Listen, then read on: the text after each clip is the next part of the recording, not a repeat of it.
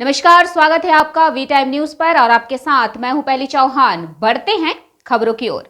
अखिल भारतीय तृणमूल कांग्रेस का 36वां स्थापना दिवस सोमवार सुबह मुर्शिदाबाद के फरक्का न्यू फरक्का स्थित तृणमूल कांग्रेस कार्यालय में अखिल भारतीय तृणमूल कांग्रेस का झंडा फहराकर और एक सांस्कृतिक समारोह के साथ मनाया गया। इस दिन अखिल भारतीय तृणमूल कांग्रेस के 36वें स्थापना दिवस के अवसर पर तृणमूल कांग्रेस की ओर से फरक्का ब्लॉक के गरीबों और संकटग्रस्त निवासियों को कंबल सौंपे जाते हैं। इस दिन अखिल भारतीय तृणमूल कांग्रेस के 36वें स्थापना दिवस के अवसर पर तृणमूल कांग्रेस की ओर से फरक्का ब्लॉक के गरीबों और संकटग्रस्त निवासियों को कंबल सौंपे जाते हैं। इस मौके पर फरक्का विधायक मुनीरुल इस्लाम, प्रदेश उपाध्यक्ष मैनुल हक, ब्लॉक अध्यक्ष अरुण मोयदास समेत कई तृणमूल कांग्रेस कार्यकर्ता और नेता मौजूद थे। আমাদের তৃণমূল কংগ্রেস করাটাই হচ্ছে আমাদের কাছে অভিশাপ বিজেপির কাছে আর কি।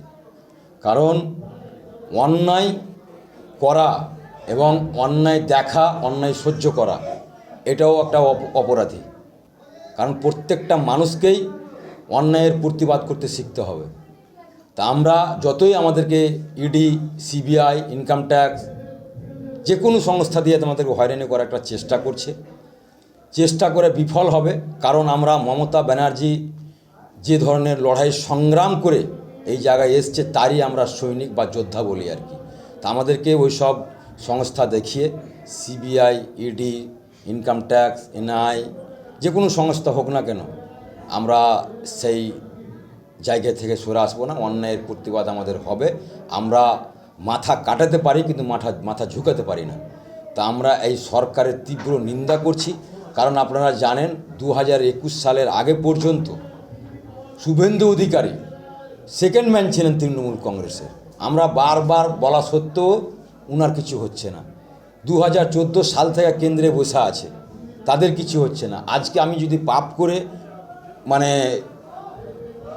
বিজেপিতে চলে যাই তাহলে ওয়াশিং পাউডারে ধুয়ে এসে পরিষ্কার পরিচ্ছন্ন হয়ে যাচ্ছে। তা আমাদের ছোট ছোট কাউন্সিলর, প্রধান, মেম্বার, এমএলএ, আমাদের জাকির বিশ্বাস আছে, বাইরন বিশ্বাস আছে, এরা তো আর আজকের পয়সাওয়ালা নয়। এদেরকে ইডি, সিবিআই দিয়ে যখন না পারছে তখন এদেরকে করছে কি ইনকাম ট্যাক্স দিয়ে হয়রানি করা। তা আমরা প্রস্তুত আছি। আমরা ব্যবসা বাণিজ্য করি, সরকারকে রেভিনিউ দিই, 1 নম্বর কাজ করি এবং আমি মনে করি আমাদের দ্বারাতেই সরকার চলছে। যারা আমরা সরকারকে রেভিনিউ দিই, 100% ট্যাক্স দিই, রেভিনিউ দিয়ে সরকারটা চলে। তা আমরা ইনকাম ট্যাক্স আটাটা কোনো খারাপ কাজ না, একটা ব্যবসার একটা পার্ট আমি মনে করি। আমার কোথাও যদি ভুল ভ্রান্তি থাকে তাহলে ইনকাম ট্যাক্স আসবে, আমরা ফাইল শো করব। কিন্তু একটা রাজনৈতিক চরিতার্থ করার জন্য পার্টিকুলার একটা দলকে বেছে নেওয়া, তৃণমূল করছি বলেই ইডি পাঠিয়ে দেওয়া, সিবিআই পাঠিয়ে দেওয়া, ইনকাম ট্যাক্স পাঠিয়ে দেওয়া সিপিএমের মধ্যে নাই। আমার একটা সমীক্ষা এসছে, আমার কথা নয়, একটা ম্যাগাজিনে পড়েছি আর কি, দেশে আমাদের ভারতবর্ষকে 250 বছর ইংরেজ শাসন করেছিল। যতটা না লুটে নিয়ে গেছিল ইংরেজ, তার চাইতে বেশি 2014 থেকে 2023 পর্যন্ত তার চাইতে বেশি অর্থ সম্পদ লুটে নিয়ে গেছে। আজকে কৃষক 2000, 5000, 7000, 10,000 টাকার জন্য বিষ খাচ্ছে, আত্মহত্যা করছে, ফাঁসিতে লটকে যাচ্ছে। 50,000 কোটি টাকা মাফ করে দিচ্ছে। এই যে অমিত শাহের ছেলে কি ছিল, কোনোদিন ক্রিকেটের ব্যাট হাতে ধরেনি, তাকে বিসিসির চেয়ারম্যান করে দেওয়া। তো হাজার হাজার কোটি টাকা ছয় লাভ করেছে। গরিব মানুষের ঋণ মাফ করছে না, কৃষকদের ঋণ মাফ করছে না।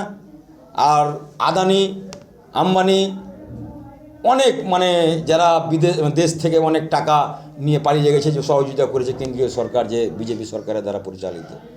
তা আজকে আমরা নতুন বছরের দিনও আমরা বলতে বাধ্য হচ্ছি কি এই সরকার 2024 সালে যত তাড়াতাড়ি যায় তত ভারতবর্ষের নাগরিকের জন্য মঙ্গল, দেশের জন্য মঙ্গল, আমাদের সকলের জন্য মঙ্গল। তা আপনারাও সাংবাদিক, আপনারাও মানুষ, আপনারাও ভোটাধিকার রাখেন। আপনাদের কাছেও আপিল করব যে আমাদের দেশ বাঁচানোর লড়াই, দেশ গড়ার লড়াই সামনের দিনে আসছে। আপনারা সকলে মিলে যারা সংবাদদাতা, আপনারা মানুষের কাছে পৌঁছে দেন সঠিক তথ্য, সঠিক সম্প্রচার আপনারা করবেন, যাতে করে আমাদের মানব জাতি বাঁচে এবং देश বাঁচে। এই দায়িত্ব আপনাদেরকে নিতে হবে। वी टाइम न्यूज के लिए मुर्शिदाबाद से मिलन सरकार की रिपोर्ट।